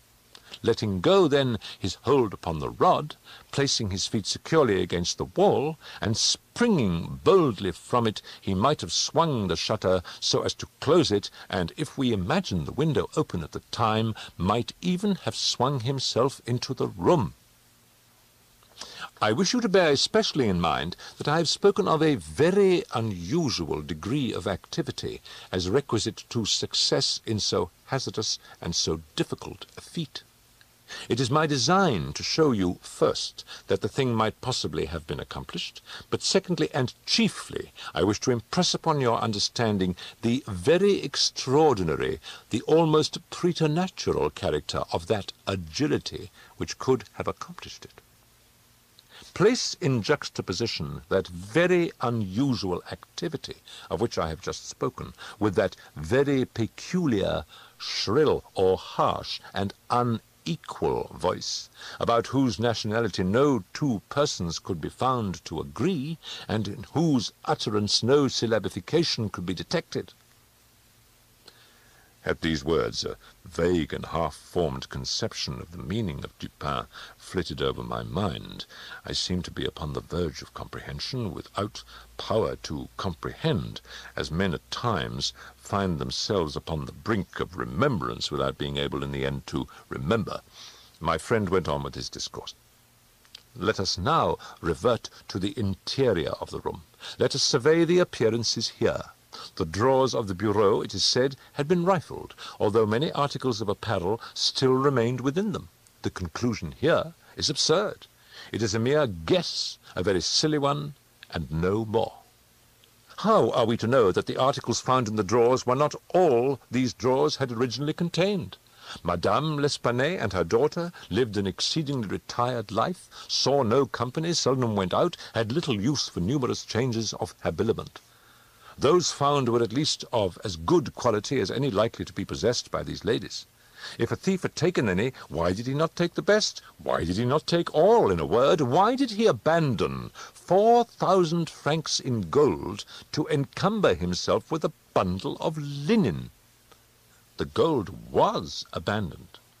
Nearly the whole sum mentioned by Monsieur Mignot, the banker, was discovered in bags upon the floor.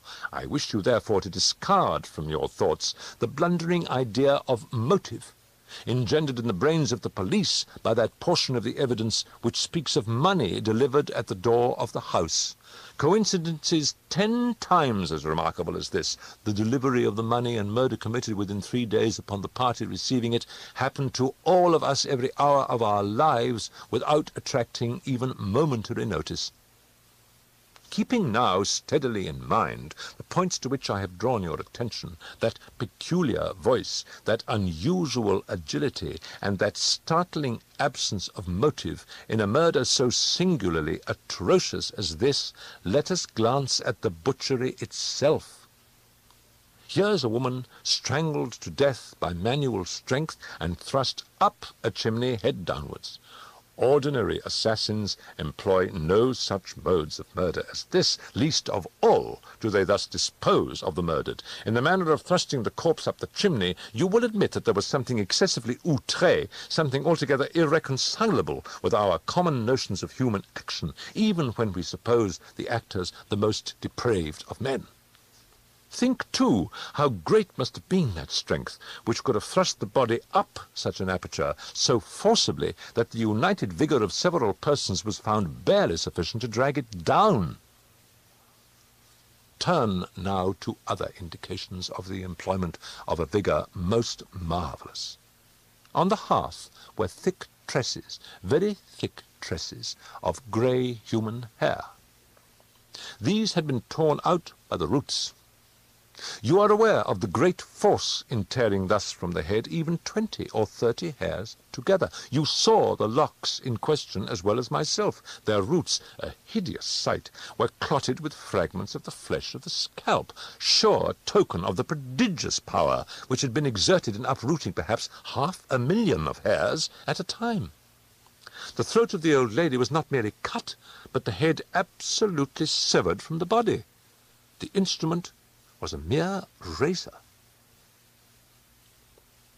If now, in addition to all these things, you have properly reflected upon the odd disorder of the chamber, we have gone so far as to combine the ideas of an agility astounding, a strength superhuman, a ferocity brutal, a butchery without motive, a grotesquerie in horror absolutely alien from humanity, and a voice foreign in tone to the ears of men of many nations and devoid of all distinct or intelligible syllabification. What result, then, has ensued? What impression have I made upon your fancy? I felt a creeping of the flesh as Dupin asked me the question. A madman, I said, has done this deed. Some raving maniac escaped from a neighbouring maison de santé. In some respects, he replied, your idea is not irrelevant. But the voices of madmen, even in their wildest paroxysms, are never found to tally with that peculiar voice heard upon the stairs. Madmen are of some nation, and their language, however incoherent in its words, has always the coherence of syllabification. Besides, the hair of a madman is not such as I now hold in my hand. I disentangled this little tuft from the rigidly clutched fingers of Madame L'Espanaye. Tell me what you can make of it. Dupin, I said, completely unnerved, this hair is most unusual. This is no human hair. I have not asserted that it is, said he, but before we decide this point, I wish you to glance at the little sketch I have here traced upon this paper. It is a facsimile drawing of what has been described in one portion of the testimony as dark bruises and deep indentations of fingernails upon the throat of Mademoiselle L'Espanaye, and in another as a series of livid spots, evidently the impression of fingers. Attempt now to place all your fingers at the same time in the respective impressions as you see them. I made the attempt in vain. This, I said, is the mark of no human hand. Read now, replied Dupin, this passage from Cuvier. It was a minute, anatomical, and generally descriptive account of the large, fulvous orang-outang of the East Indian Islands. The gigantic stature, the prodigious strength and activity, the wild ferocity, and the imitative propensities of these mammalia are sufficiently well known to all. I understood the full horrors of the murder at once. "The description of the digits," said I, as I made an end of reading, "is in exact accordance with this drawing. I see that no animal but an orang-outang of the species here mentioned could have impressed the indentations as you have traced them.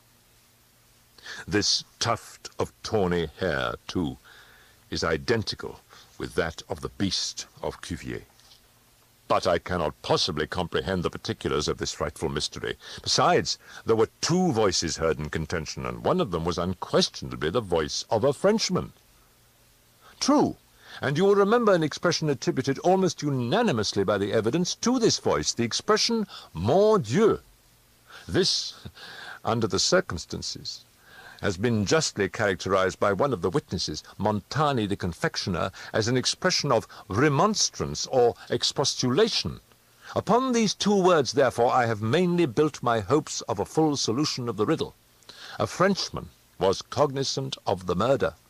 It is possible, indeed it is far more than probable, that he was innocent of all participation in the bloody transactions which took place. The orang-outang may have escaped from him, he may have traced it to the chamber, but under the agitating circumstances which ensued, he could never have recaptured it. It is still at large.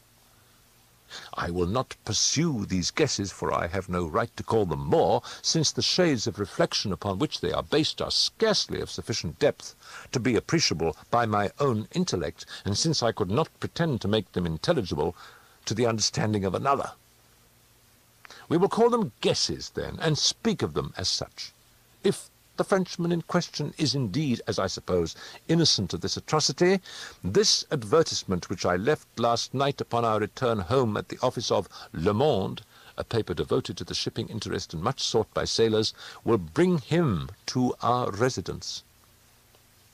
He handed me a paper, and I read thus: "Caught in the Bois de Boulogne, early in the morning of the 10th instant, the morning of the murder, a very large, tawny orang-outang of the Bornese species. The owner, who is ascertained to be a sailor belonging to a Maltese vessel, may have the animal again upon identifying it satisfactorily and paying a few charges arising from its capture and keeping.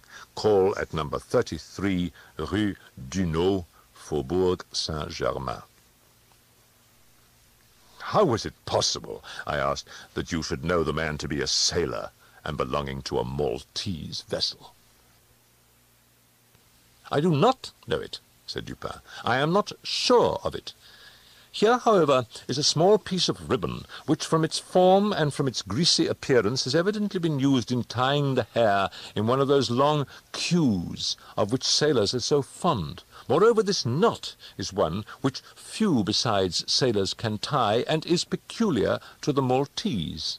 I picked the ribbon up at the foot of the lightning rod. It could not have belonged to either of the deceased.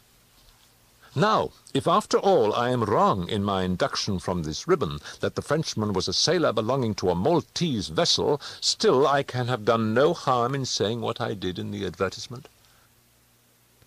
If I am in error, he will merely suppose that I have been misled by some circumstance into which he will not take the trouble to inquire.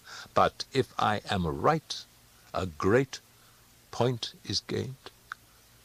Cognizant, although innocent, of the murder, the Frenchman will naturally hesitate about replying to the advertisement, about demanding the orang-outang. He will reason thus: I am innocent, I am poor, my orang-outang is of great value, to one in my circumstances a fortune of itself. Why should I lose it through idle apprehensions of danger? Here it is, within my grasp. It was found in the Bois de Boulogne, at a vast distance from the scene of that butchery. How can it ever be suspected that a brute beast should have done the deed? Should I avoid claiming a property of so great value, which it is known that I possess, I will render the animal, at least, liable to suspicion. It is not my policy to attract attention either to myself or to the beast. I will answer the advertisement, get the orang-outang, and keep it close until this matter has blown over. At this moment we heard a step upon the stairs. "Be ready," said Dupin, "with your pistols, but neither use them nor show them until at a signal from myself." The front door of the house had been left open, and the visitor had entered without ringing and advanced several steps upon the staircase. Now, however, he seemed to hesitate. Presently we heard him descending. Dupin was moving quickly to the door when we again heard him coming up. He did not turn back a second time, but stepped up with decision and rapped at the door of our chamber. "Come in," said Dupin, in a cheerful and hearty tone. A man entered. He was a sailor, evidently, a tall, stout, and muscular-looking person, with a certain daredevil expression of countenance not altogether unprepossessing. His face, greatly sunburnt, was more than half hidden by whisker and mustachio. He had with him a huge oaken cudgel, but appeared to be otherwise unarmed. He bowed awkwardly and bade us good evening in French accents, which, although somewhat Neufchâtelish, were still sufficiently indicative of a Parisian origin. "Sit down, my friend," said Dupin. "I suppose you have called about the orang-outang. Upon my word, I almost envy you the possession of him. A remarkably fine and no doubt a very valuable animal. How old do you suppose him to be?" The sailor drew a long breath with the air of a man relieved of some intolerable burden, and then replied in an assured tone, "I have no way of telling, but he can't be more than 4 or 5 years old. Have you got him here?" "Oh, no, we had no conveniences for keeping him here. He is at a livery stable in the Rue Dubourg, just by. You can get him in the morning. Of course, you are prepared to identify the property." "To be sure I am, sir." "I shall be sorry to part with him," said Dupin. "I don't mean that you should be at all this trouble for nothing, sir," said the man. "Couldn't expect it. I'm very willing to pay a reward for the finding of the animal, that is to say, anything in reason." "Well," replied my friend, "that is all very fair, to be sure. Let me think now, what should I have? Oh, I will tell you. My reward shall be this. You shall give me all the information in your power about these murders in the Rue Morgue." Dupin said the last words in a very low tone and very quietly. Just as quietly, too, he walked toward the door, locked it, and put the key in his pocket. He then drew a pistol from his bosom and placed it, without the least flurry, upon the table. The sailor's face flushed up as if he were struggling with suffocation. He started to his feet and grasped his cudgel, but the next moment he fell back into his seat, trembling violently, and with the countenance of death itself. He spoke not a word. I pitied him from the bottom of my heart. "My friend," said Dupin in a kind tone, "you are alarming yourself unnecessarily. You are indeed. We mean you no harm whatever. I pledge you the honor of a gentleman and of a Frenchman that we intend you no injury. I perfectly well know that you are innocent of the atrocities in the Rue Morgue. It will not do, however, to deny that you are in some measure implicated in them. From what I have already said, you must know that I have had means of information about this matter, means of which you could never have dreamed. Now, the thing stands thus. You have done nothing which you could have avoided, nothing, certainly, which renders you culpable. You are not even guilty of robbery, when you might have robbed with impunity. You have nothing to conceal. You have no reason for concealment. On the other hand, you are bound, by every principle of honor, to confess all you know. An innocent man is now imprisoned, charged with that crime of which you can point out the perpetrator." The sailor had recovered his presence of mind in a great measure while Dupin uttered these words, but his original boldness of bearing was all gone. "So help me God," said he after a brief pause, "I will tell you all I know about this affair, but I do not expect you to believe one half I say. I would be a fool indeed if I did. Still, I am innocent, and I will make a clean breast if I die for it. What he stated was in substance this. He had lately made a voyage to the Indian archipelago. A party, of which he formed one, landed at Borneo and passed into the interior on an excursion of pleasure. Himself and a companion had captured the orang-outang. This companion dying, the animal fell into his own exclusive possession. After great trouble, occasioned by the intractable ferocity of his captive during the home voyage, he at length succeeded in lodging it safely at his own residence in Paris, where, not to attract toward himself the unpleasant curiosity of his neighbors, he kept it carefully secluded until such time as it should recover from a wound in the foot received from a splinter on board ship. His ultimate design was to sell it. Returning home from some sailor's frolic on the night, or rather in the morning, of the murder, he found the beast occupying his own bedroom, into which it had broken from a closet adjoining, where it had been, as was thought, securely confined. Razor in hand, and fully lathered, it was sitting before a looking-glass, attempting the operation of shaving, in which it had no doubt previously watched its master through the keyhole of the closet. Terrified at the sight of so dangerous a weapon in the possession of an animal so ferocious and so well able to use it, the man for some moments was at a loss what to do. He had been accustomed, however, to quiet the creature, even in its fiercest moods, by the use of a whip, and to this he now resorted. Upon sight of it, the orang-outang sprang at once through the door of the chamber, down the stairs, and thence through a window, unfortunately open, into the street. The Frenchman followed in despair, the ape, razor still in hand, occasionally stopping to look back and gesticulate at its pursuer until the latter had nearly come up with it. It then again made off. In this manner the chase continued for a long time. The streets were profoundly quiet, as it was nearly 3 o'clock in the morning. In passing down an alley in the rear of the Rue Morgue, the fugitive's attention was arrested by a light gleaming from the open window of Madame L'Espanaye's chamber in the 4th story of her house.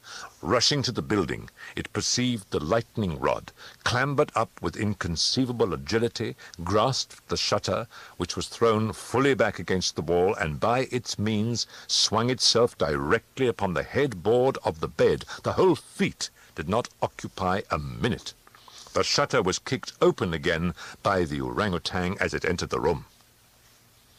The sailor, in the meantime, was both rejoiced and perplexed. He had strong hopes of now recapturing the brute, as it could scarcely escape from the trap into which it had ventured, except by the rod, where it might be intercepted as it came down. On the other hand, there was much cause for anxiety as to what it might do in the house.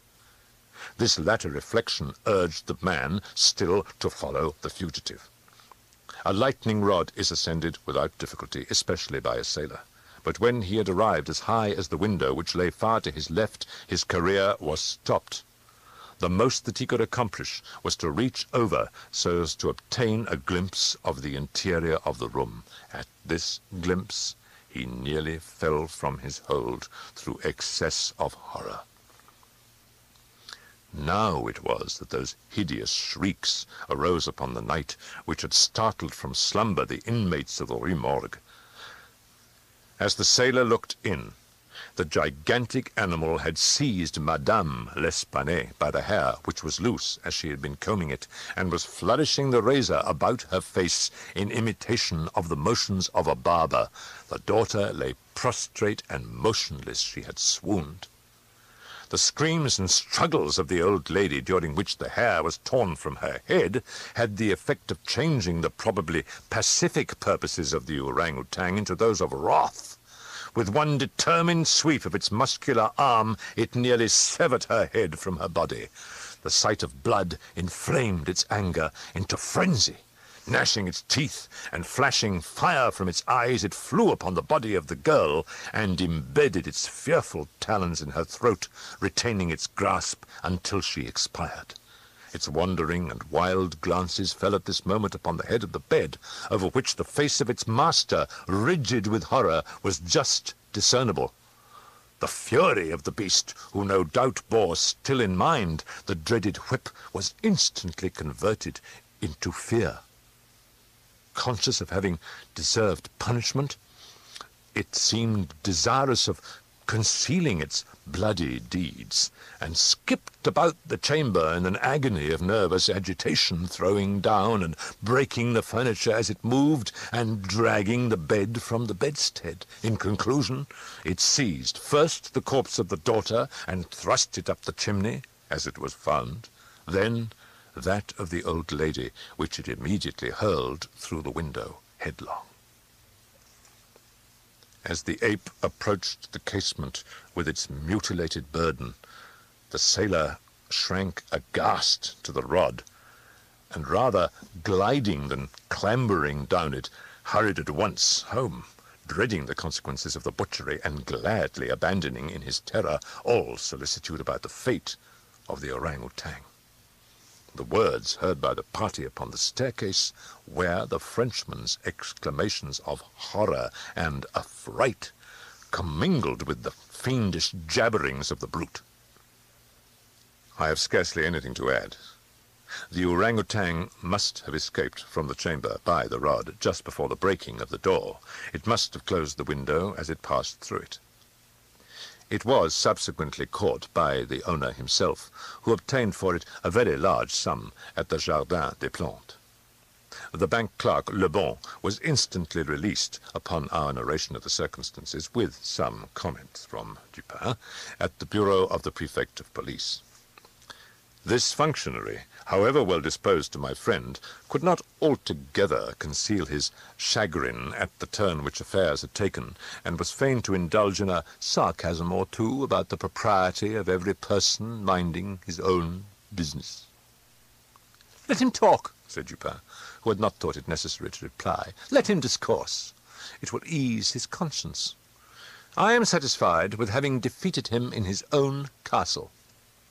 Nevertheless, that he failed in the solution of this mystery is by no means that matter for wonder which he supposes it, for in truth our friend the prefect is somewhat too cunning to be profound.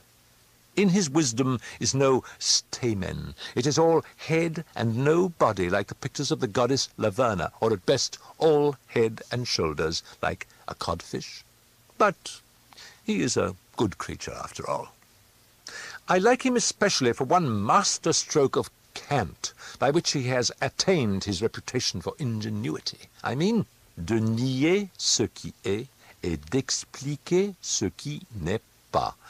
That is to say, to deny what is and to explain what is not.